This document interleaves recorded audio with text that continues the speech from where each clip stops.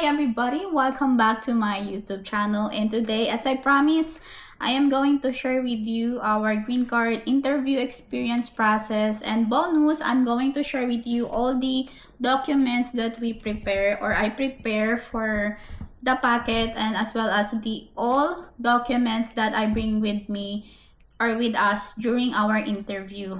Alright, so let's go now and start with our interview experience, since this video is really for that. Okay, so first of all, our field office is in Seattle field office. It's in Tukwila, and our interview is March 6, 8 a.m. But around 7 a.m. we are already there, and before we go to the interview, I did a lot of watching videos. I read a lot of Facebook posts for the people who just finished their interview and they shared their experiences. And specifically, I focus on the field office that where we are going to have our interview. So for all the people that shared the questions, I write it down and then I practice questioning my husband specifically for the specific dates, because I don't know if it's just my husband, but he's not really good at remembering important dates. Like I asked him our wedding date, where how or when did we meet, the time that or the days or year that he visited me in the Philippines. I just really focus reviewing him in the dates. Okay, so yeah, just practice, research, and watch a lot of videos before you go to the interview. Okay, so let's go now to the interview process. So like I told you, we went there around 7 a.m. although our interview is 8. Once you get there, just present identification card and just tell them that you are there for the interview. And then they're going to tell you where to go next. And then there, it's very convenient if you will have the interview notice letter and identification card on your hand, because that's what we're going to ask for that specific booth. So they were going to ask your identification card, interview notice, and then after that they're going to have to get your fingerprint, and then they're gonna take a photo of you, and then after that they will give you a number and tell you where to go next. So once you go there, once you seated, you waited for your number to be called, just relax, and also in that field office, I learned that sometimes they are interviewing couples separately. So that's really important thing for me, that I review my husband specifically, especially for the specific dates. Okay, so we waited for around 45 to 50 minutes, and then a lady officer called us together. And then once you are inside the private room, she's going to ask you to raise your hand and do the pledge, and she's going to ask for identification card. And then after that, so in our case, she didn't specifically said or ask the questions, and she didn't specifically ask which are the one who's going to answer the question. So what I did is, if she asks question and my answer husband, I'm letting him, and if he doesn't answer, that's the time that I answer. Okay, so these are the questions that asked during the interview. Okay, the first one is, how did we meet? And the next is, when and where and how did we meet? And next is, when was our first date? For this one, I think I answered this like that time that the first time he visited me in the Philippines. And then the next one is, when and where did we get married? Who's with us during ceremony? And what did we do after the ceremony, because there's only 2 of us. And then next is, if we have planned to have kids in the future, if we are renting or if we own a house, and how long we've been living in this house. And next and last is that, what are the reactions of each other's family to our relationship? And then after that, she said, okay, I have a question for you, and that is yes and no from the form I-485. So I think it's also important for you to read it from the yes and no part on the I-485, just review it, just make sure that, and also when it's asked, just make sure that you are listening and you are understanding the question. You just don't answer no, no, no right away, you know. And then after that, it's all done. She asked if I have other or more evidence that I want to provide or submit. So in this one, this is also one of the main topic in the AOS pages, if you should upload or not. But for me, I think there's no wrong or answer. I mean, there's no right or wrong answer for this one. I think it really depends on how you want it done. Okay, so for me, and in our case, I decided not to upload, although I see a lot of people saying that you should upload because it's going to be more efficient and faster for the officers that was going to do the interview to you to upload it in their system. But since we don't really have that much new evidence to provide, I decided not to upload and just bring it with us. Okay, so the more evidence that I provided or we provided are the new bank joint account, because I wasn't able to include this during the packet because I have to wait for my state ID because they're not accepting the identification card that I have. And then next is my husband's updated work of employment, and also the recent pay stubs, the recent checking and savings. These are the times that from December to February, because remember we filed the petition from December and we have the interview on March, so there's really small gap time. And then of course, recent photos. I printed recent photos of us from December to a week before our interview. And then after that, she just looked, scanned, and then she gave it back to us. And then after that, she asked if we have any questions.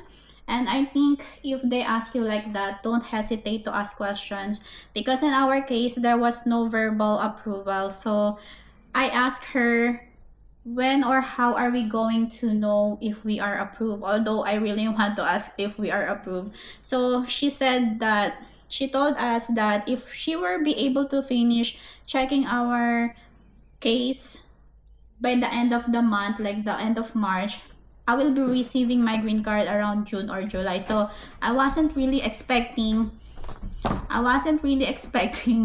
my green card to be in my hand on March. Okay, so that was the experience of our interview. So if you want to know our timeline, just go to the previous videos that I upload here on my YouTube, and you will know. Okay, so now let's go for the documents that I provided for the packet that I sent in USCIS. So first of all, our black box is in Phoenix, Arizona, and I did this DIY.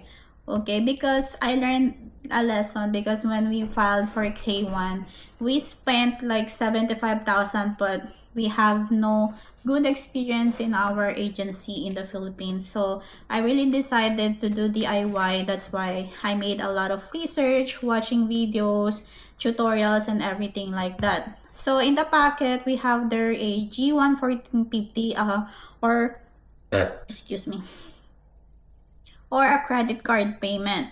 So after you send your packet, make sure that you call your bank after you set the packet and let them know that you will have a 1450 transaction soon, because you filed for petition and stuff like that. And of course, there's a 2 pieces passport style photos, and the I-485 form and I-864 form.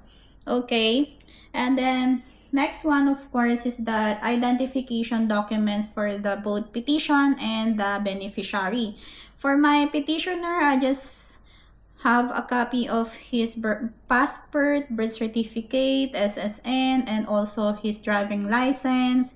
And yeah, and for me, I have my I-94 passport, visa, and SSN as well. Birth certificate, all are copies. Okay, and then after that, we also have a marriage certificate copy in our packet. So for the proof of relationship, if you have joint bank account right away, just include that. So in our case, I just put there my husband checking and savings account like 6 months, and then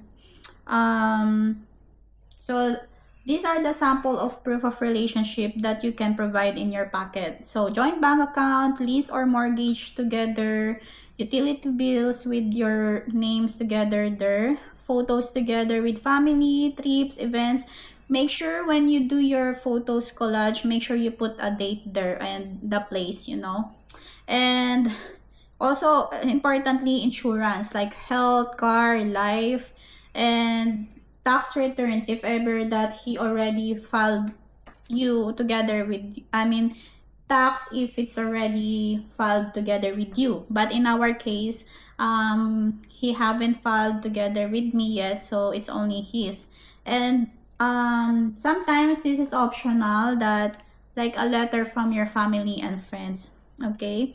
And for my I-864 form for my husband, I have pay stubs, employment letter, the IRS, 1040, W2, that's it. And then for the medical is the I-693 medical exam from the SLEC, like the vaccination records, and also like I mentioned in my previous videos, I put there the vaccine sheet from the Safeway, which are the flu vaccine and polio vaccine. Okay. And also important, you should, like what I said in the previous video, when you are filling up the form, make sure you are answering from the top to bottom. Always review from the top to bottom and check twice as much as you can. I think it's kind of really good or better if you kind of trying to be perfect. Just make sure that you didn't forget anything or any questions, because it might cause an RFE. Okay. And then after that is make sure that your packet is clear and it's clean, it's organized, because like what I said, just missing one major form or missing one question can result for RFE and a delay, of course. And okay,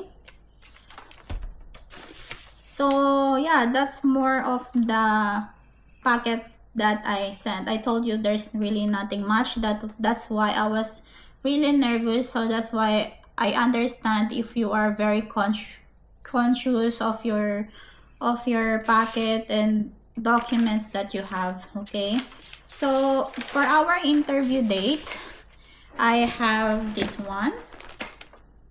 Okay, so I got this one, and also I have another one, but I already fixed them.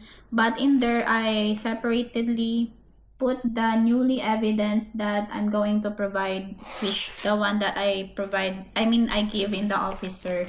So for this one, this is the checklist. Okay, so what I did is like this. I put like that USCIS notices. So hold on, I'm going to take a video so at least you can see. So on the first page, I have here the USCIS notices. There is my interview notice, biometrics, NOAA 1, payment receipt. But like what I said, it's more convenient if you have your interview notice with you the moment that you enter the building. Okay, next is my petitioner's personal documents so I have one page for all the copies and one page for all the originals. So I have their the passport, birth cert, SSN card, military ID, driving license, or any IDs that your husband have. Okay, and next page is applicant proof of lawful resident status. So I have here the same thing, a page for all the copies and a page for all the originals. So I have passport, visa, I-94, birth cert, state ID, military spouse ID, SSN card. So one page for the copy, one page for the original. Okay, so for this one, this is not really important and it's really not necessary, but I decided to put it there as well. So I have here my NOAA 1 and NOAA 2 from my K1 visa process, and as well as my K1 FTP and CFO, and as well as my biometrics. Okay, so for the next page, I have here report of immigration, medical exam, and vaccine record. So I have here your all the stuff that I received from SLEC, and as well as my Safeway vaccine sheet, which have the flu vaccine and polio vaccine. Also, I included here the copy of my COVID vaccine. Okay, the next page is for our marriage certificate. So I have here the original copy and a receipt.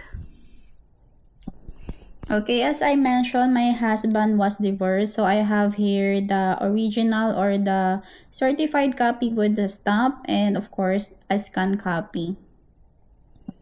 Okay, some other people said that include a copy of Form I-485 and Form I-864. So it's up to you if you're going to answer this or not. But in my case, I didn't answer them because there's a lot of pages. So I just reviewed them once again before we went to the interview. Okay, so on the next page, I have here the supporting documents and evidence.